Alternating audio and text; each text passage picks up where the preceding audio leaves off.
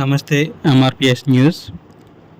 గుర్తు తెలియని వాహనం కృష్ణవరం టోల్ ప్లాజా ఎదురుగా ఒక వ్యక్తి రోడ్డు దాటుతున్న సమయంలో ఢీకొని వెళ్ళిపోయింది.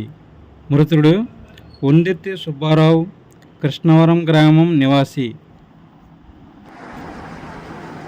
గుర్తు తెలియని వాహనాన్ని 24 గంటలు గడవక ముందే గుర్తించిన కిర్లంపూడి ఎస్ఐ సతీష్ వారి బృందం